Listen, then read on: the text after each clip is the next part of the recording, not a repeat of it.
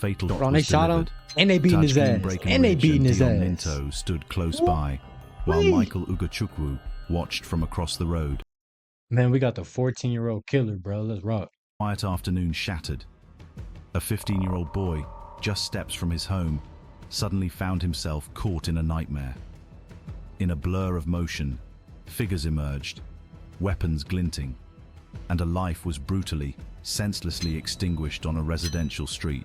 Caught that boy. This is the chilling story of Keon Lincoln and the Ooh, they on his calculated, shocking ass. violence that ended his young life in Handsworth, Birmingham.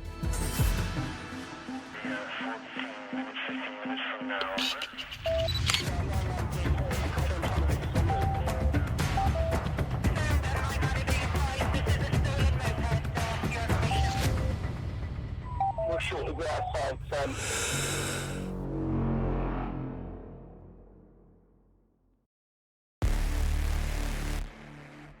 Let's On rock. Thursday, January 21st, 2021, at precisely 3:37 p.m., a white Ford S-Max Mind you, pulled this onto broad Linwood daylight. Road in Handsworth. This wasn't a random occurrence. The vehicle itself was stolen, bearing false plates at the front and none at the rear, a clear sign of premeditation. What unfolded next was captured by CCTV, painting a chilling picture of an ambush. Caught him lacking on the steps, boy. The journey began much earlier that day. In the late morning and early afternoon, 6 young men gathered at an address on Dakin Avenue in Witton, not far from Aston Villa's ground. Yusuf Mustafa and Dion Minto arrived together around 1 p.m., having met earlier in Hockley and travelled by taxi. Michael Ugachukwu and Tajgeen Breckenridge joined them What the fuck? about an hour later. Whoa, we're not gonna skip past that. What was his name? Hold on. Nah. What? Michael Ugachukwu and Tajgeen Breckenridge joined them Ugachukwu? about an hour later. The identities of He 2 African other for individuals in the group remain unknown to this day. Around 2:15 p.m., Yusuf Mustafa ordered a taxi. The group of 6 left Dakin Avenue, heading for the Worley Birch estate. The taxi dropped them off at Lakeside Drive, from where they continued on foot, walking through the estate as a cohesive unit. Some of them carried bags, and it's a crucial detail that Hold only on. makes sense if What y'all those got in them bags contain bags? What y'all changes got of in them clothing bags? and, significantly, knives. A gun, however, was already in plain sight. CCTV showed Mustafa had a revolver tucked into his trouser pocket. Their path led them to an alleyway off Worley Way. Man, yo, Opps' name Mufasa. Hey, who the fuck is you beefing with, bro? Here, under the cover of the alley, they changed their clothes, leaving their previous attire behind. More importantly, they retrieved their weapons from the bags. They then exited the alleyway from a different point, emerging near Urquhart Close, precisely where the stolen Ford S-Max was parked.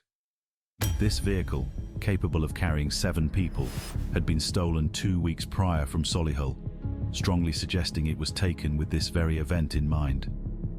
The 6 men piled into the I ain't gonna lie, they planning this out good though. They thinking overseas, nah. Here, and they would have stole the car the same day, guns out, not changing clothes, on every camera, no mask. They doing it right overseas, nah. S-Max, setting off on a journey to Handsworth. Instead of taking a direct route, which would have taken only 10 minutes, they chose a deliberately convoluted path, extending their travel time to 45 minutes. This was a calculated move, intended to thwart any attempts to trace the car via CCTV later on. When the S-Max finally arrived on Linwood Road, it stopped close to Keon Lincoln's family home. Keon, unaware of the terror about to descend, was simply standing outside, talking to someone. Yusuf Mustafa was the first to emerge from the car, the revolver now openly in his right He tried hand. to run. Michael Ugachukwu and Tajgeen Breckenridge, along with one of the unidentified men, quickly followed, each brandishing a large hunting knife with blades some 15 inches long. Ooh, a blade 15 inches long. Ooh, wee, boy. Your ribs is fucked up. Dion Minto, seated in the rearmost part of the car, was the last to get out. Every attacker was They masked. chasing him down the The street. ambush was complete. Keon Lincoln, sensing the immediate danger, turned nigga. and ran down Oh, they caught his Linwood ass. Road. They caught his ass. They caught running his ass. for Look, his look, life. look. Yusuf Mustafa, He shot the him with a gunman, fucking was revolver. initially closest, his arm outstretched with the revolver. He shot him with a World War But it was II Michael revolver. Ugochukwu who overtook him, brutally stabbing Keon in the He hit him back with the Ray to a Lewis. depth Look, of about 5 centimeters. Ray Lewis. Keon stumbled, collapsing Ooh. against a parked car, then veered across the road. It was at this critical moment that Yusuf Look. He shot him with a fucking World War II gun. What is that? Native American ass Mustafa, gun. standing on the pavement, fired the revolver. The first shot missed, but its impact was clear. Everyone present now knew Mustafa had a loaded firearm and was willing to use it. Keon, now on the ground from the stab injuries, was surrounded by the group. Mustafa approached him, stood over him, and fired a single devastating shot into his abdomen. As this fatal shot was delivered, Ooh, Tajgeen and they Breakenridge beating and his Dion ass. Minto stood close by, Hold on, while run that Michael back. Ugochukwu, the group. Mustafa approached him, stood over him. All of them, the court concluded, were party to the use of that gun. Even after Keon was shot, the attack continued. Tajgeen Breakenridge resumed his assault with his large knife. One of the unidentified men accidentally dropped his weapon, and Dion Minto immediately seized They it, beating his continuing ass, to stab stabbing him. Keon. Oh, tight. As the others began to retreat towards the S-Max, Dion Minto actually chased Keon, who had somehow managed to get back on his feet along the road, attacking him again with the large knife before Keon finally collapsed in a nearby front garden. In the immediate chaos that followed, a nurse named Carly Norton, who had heard the shots, rushed to Keon's side. She discovered the horrific wound to his stomach, recognizing the grim reality of a gunshot. Despite her desperate efforts, and those of the police and paramedics who swiftly arrived, Keon was fading. You ain't make it. Yeah. The ambulance I'll crew make it found him that one. confused, with obvious wounds to his abdomen and back. He briefly went into cardiac See, I thought they was just beating his ass. I forgot they had them big ass knives. I ain't gonna lie. arrest They during fucked him extrication over. onto the stretcher, but miraculously, his heart spontaneously returned to a rhythm. The decision was made to rush him to Birmingham Oh, I know he ain't survived. Oh, if he survived this, he the Grim Reaper. Hell Children's no. Hospital, where a full trauma team was waiting. On arrival, Keon was cold, in shock, and minimally responsive. Despite immediate intubation, blood transfusions, and even opening his chest to directly massage his heart, the damage was too severe. His heart activity was inconsistent, and despite every heroic effort, at 5:40 p.m., just 2 hours after the attack, Keon Lincoln was pronounced dead.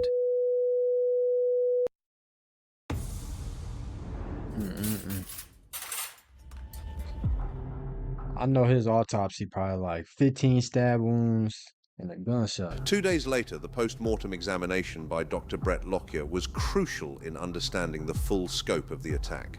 What's immediately clear from the autopsy report is the sheer brutality involved.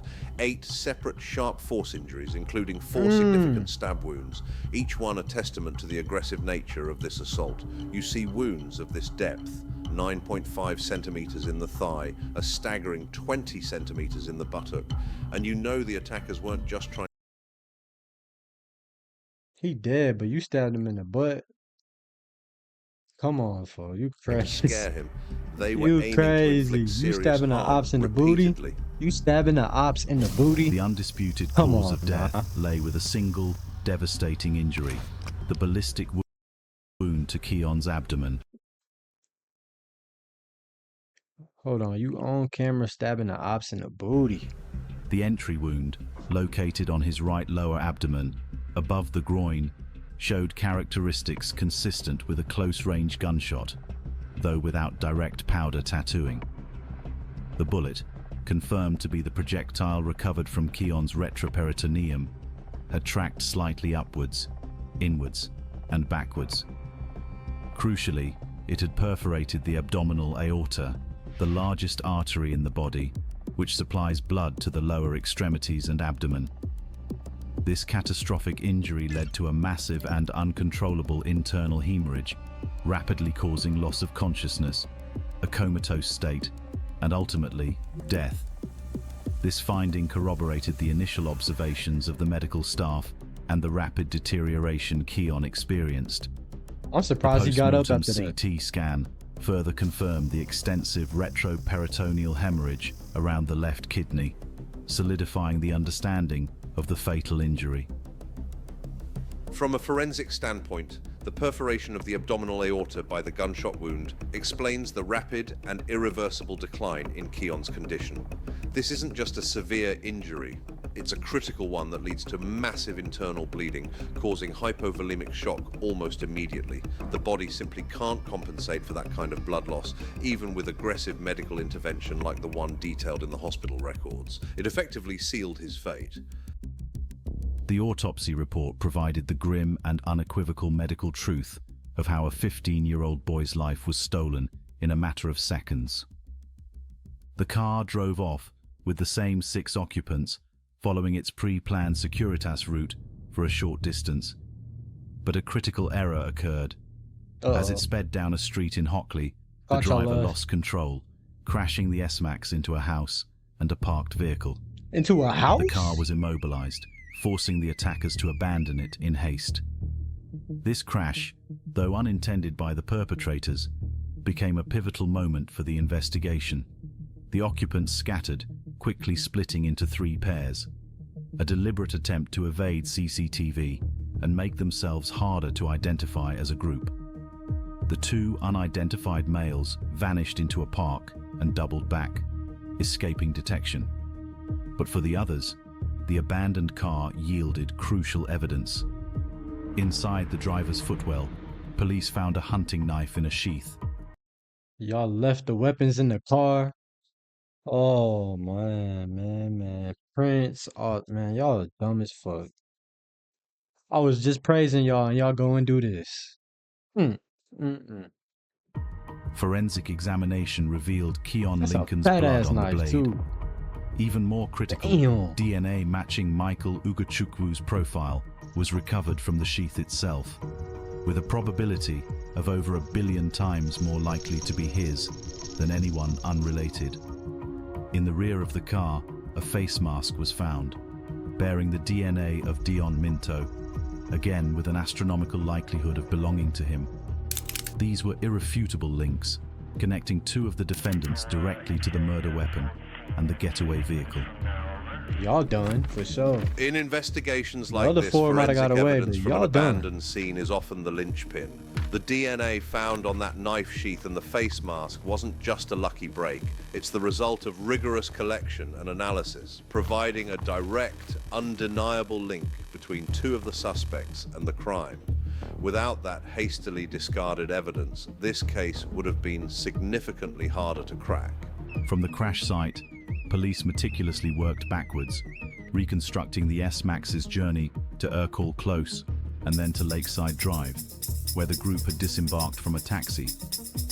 The taxi driver, Mohammed Jamil, provided the booking phone number, a number ending in 570, registered to Yusuf Mustafa.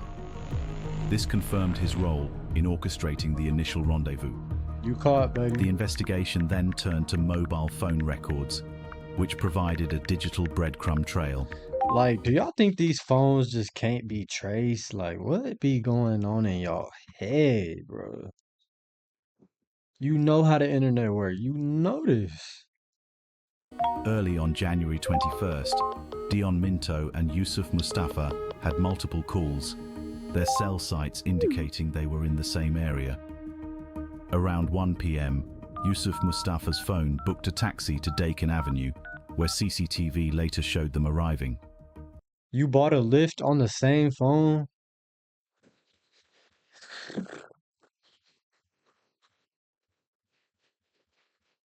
If y'all would have just took an extra day to plan this, man, cause this shit dumb as fuck. Crucially, the attackers employed a deliberate strategy to obscure their movements during the crime itself.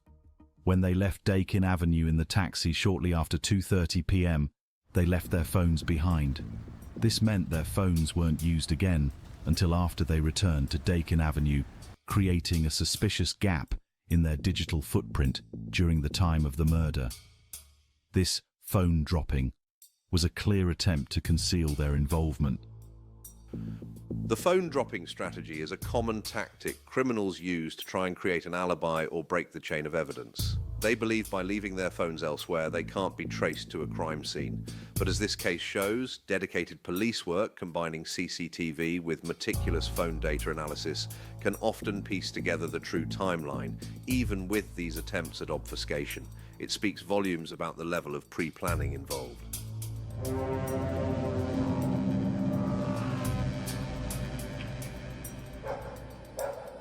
After weeks of meticulous evidence presentation, the jury had reached their verdicts.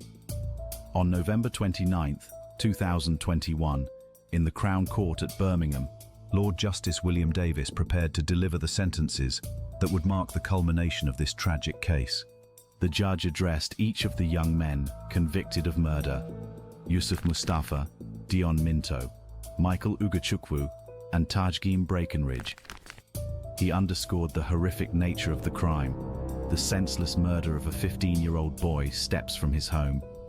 He spoke with gravitas of Keon's mother finding her dying son, a trauma that would haunt her forever. Every family's worst nightmare. The profound question, why, logically remained unanswered, even in court. Yet the judge made it clear the murder of I ain't gonna lie, he Keon did Lincoln something. was not If a all they didn't random want to act get of on your impulse. ass, well, you did. It was carefully something, planned though. and executed. 6 young men had gathered, changed clothes, retrieved weapons, including All the this revolver effort just to Yusuf get at Mustafa you. carried You in his did pocket, something. Ain't no way. and embarked on a convoluted route to obscure their movements, all leading to Linwood Road. Judge Davis recounted the brutal attack. Yusuf Mustafa, first out of the car That motherfucker 5'7". with the revolver, firing a shot as Keon ran, then standing over him as he lay wounded to deliver the fatal shot to his abdomen. Michael Ugochukwu and Tajgim Breckenridge, armed with large hunting knives, participated in the savage stabbing. Dion Minto, picking up a dropped weapon, continued the relentless attack even as the others retreated. All at the scene, the judge stressed, were party to the use of the gun, fully aware of the loaded firearm and Mustafa's willingness to use it. The judge's emphasis on party to the use of the gun is key here. It highlights the legal principle of joint enterprise. Even if only one person pulled the trigger, all those involved in the agreed-upon criminal act, who knew a weapon like a firearm was present and intended to be used, are considered equally culpable for its use and the resulting death. This isn't just about who did what, but the collective intent and knowledge of the group. Due to their ages at the time of the offense, Mustafa, 14, Minto, 14.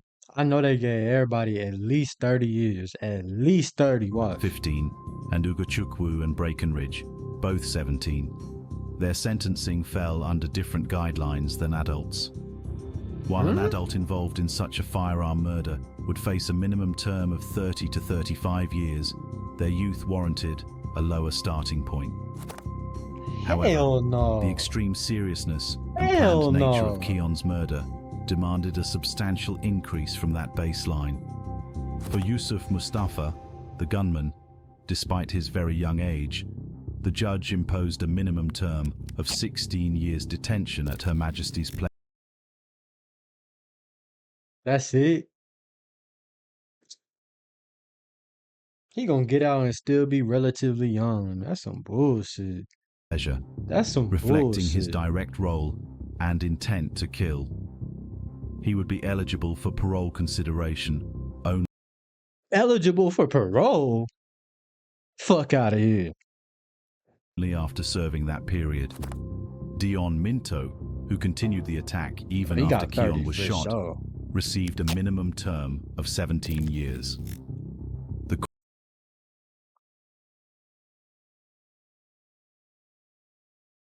Court noted his previous conditional caution for possessing a bladed article, highlighting a concerning pattern. Michael Ugochukwu and Tajgim Breckenridge, both 17 at the time, Okay, they better get 30. and active participants with knives, were sentenced to 19 years minimum detention.